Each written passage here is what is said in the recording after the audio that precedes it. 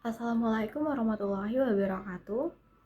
Halo semuanya, perkenalkan aku Syifa Alima Rahmadina Harahap sebagai pengamat sosial dari UNJ. Nah, hari ini aku mau ngobrolin satu fenomena yang lagi ramai banget di TikTok. Ini contohnya.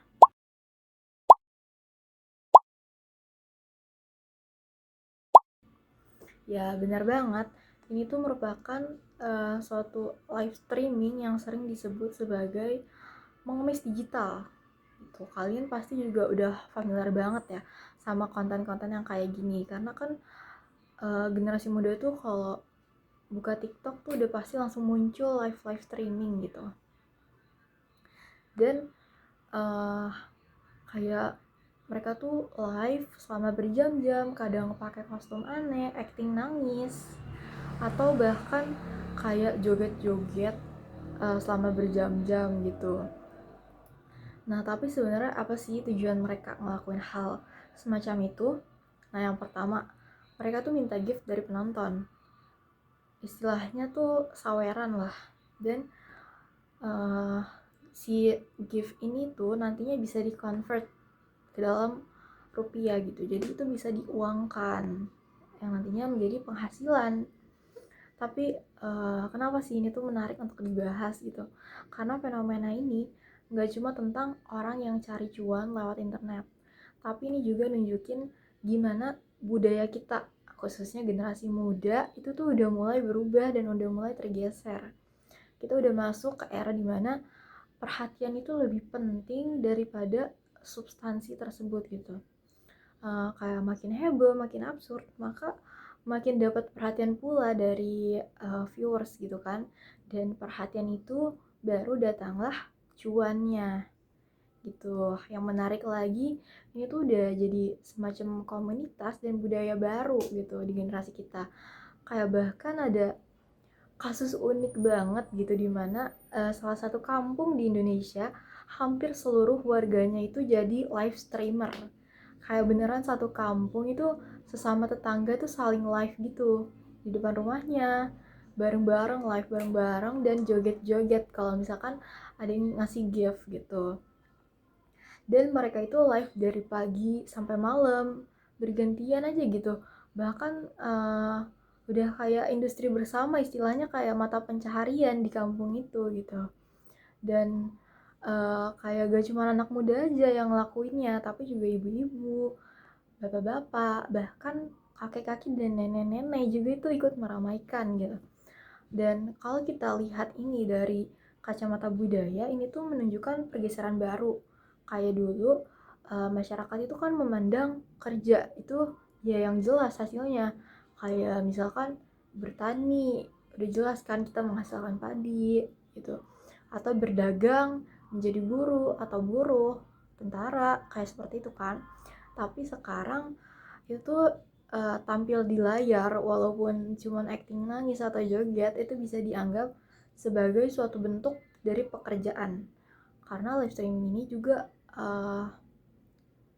apa ya, bisa membalik logika gitu soal kerja, kayak bukan lagi soal produksi barang tapi produksi tontonan, dan yang dijual bukan cuma hiburan tapi juga emosi, ekspresi, bahkan identitas seseorang gitu. Dan fenomena ini juga memperlihatkan bahwa media sosial itu udah berhasil mengubah yang namanya struktur sosial. Dulu orang mungkin malu ya untuk minta-minta secara terang-terangan gitu, terbuka minta gitu. Tapi sekarang mungkin karena kemasannya lewat hiburan, jadi terlihat normal mungkin ya. Padahal tuh kan esensinya nggak jauh beda, ya minta uang dari orang lain. Cuman ya dibalut dengan performa gitu, dengan tampilan di publik gitu. Dan ini juga nunjukin betapa kuatnya budaya instan dan uh, pragmatis di era digital. Bahkan banyak dari kita yang mulai percaya bahwa kerja keras itu nggak sebanding sama yang namanya viralitas. Kenapa?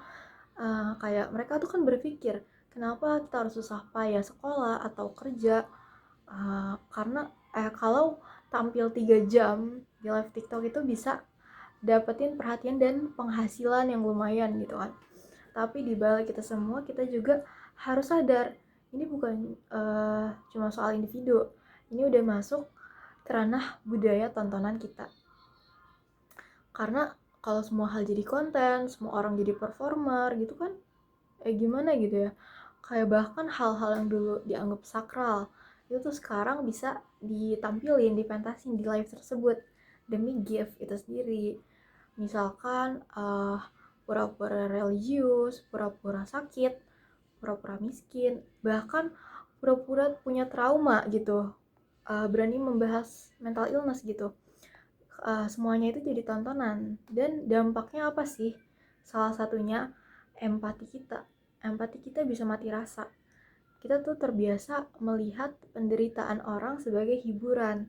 Kita ketawa saat orang nangis di live, kita ngasih gift bahkan kalau orang sedih gitu. Tapi ya itu bukan karena kita peduli ya, kadang kadang tuh viewers ngasih gift ya karena seru aja gitu, supaya si streamer itu melakukan hal-hal absurd lainnya. Semakin dikasih gift, semakin mereka melakukan aksi gitu kan. Dan pada akhirnya kita bisa kehilangan batas antara yang nyata dan yang palsu. Karena ya semuanya jadi panggung, semuanya jadi drama gitu. Dan dari kasus ini juga menurut aku generasi muda itu adalah yang paling rentang ya tentang ini. Mereka tuh tumbuh di tengah budaya di mana nilai diri diukur dari seberapa banyak yang nonton, bukan seberapa banyak yang dipelajari atau yang dihasilkan. Nah, bisa jadi kan generasi selanjutnya ini lebih tertarik gitu ya jadi viral daripada berilmu gitu kan, lebih pilih joget di live TikTok daripada bikin karya yang meaningful gitu. Tapi bukan berarti semua live streaming itu buruk ya. Ada juga live yang bisa buat sharing ilmu, dimana isinya mengedukasi atau jualan UMKM dan yang lainnya. Itu tuh juga ada yang positifnya. Tapi di sini yang perlu kita kritisi dan perlu kita lihat ya, tren yang sekarang ini, jangan semua hal yang viral itu dianggap wajar. Kayak kita tuh kalau melihat sebuah konten, kita harus bertanya pada diri kita sendiri, apa yang sedang terjadi dengan budaya kita gitu. Karena ini bukan cuman soal konten TikTok gitu. Ini tentang bagaimana media sosial itu membentuk cara berpikir, cara kita hidup, dan cara kita melihat nilai-nilai kehidupan. Kita nggak bisa lagi berpikir bahwa media sosial itu cuma tempat hiburan. Kayak sekarang dia udah jadi arena budaya, tempat dimana nilai-nilai baru itu dibentuk, nilai baru itu ditantang dan bahkan dikacaukan juga gitu. Dan sebagai bagian dari masyarakat digital, kita semua ini punya peran gitu. Kita tuh jangan cuma jadi penonton pasif. Kita harus mulai sadar apa yang kita tonton, apa yang kita bantu viralkan, itu tuh membentuk dunia tempat kita tinggal. Kalau kita terus-terusan support tontonan yang absurd, jangan heran juga kalau budaya kita nantinya ikut menjadi absurd gitu. Tapi bukan berarti kita harus serius terus-terusan atau nggak boleh nikmatin hiburan, itu juga enggak. Tapi lebih ke ayo gitu, kita mulai selektif dan sadar kalau konten ini bikin kita peka nggak, atau justru bikin kita makin cuek sama penderitaan orang lain gitu. Konten ini tuh ngajarin sesuatu nggak sih, atau cuman ngajarin jadi heboh demi cuan? Itu yang harus kita tanamkan gitu di pikiran kita. Mungkin sebagai penutup ya, aku cuma mau bilang gitu, kalau dunia digital itu milik kita bersama, bukan cuman penikmat ya. Kita tuh juga menjadi penyebar di dunia digital ini.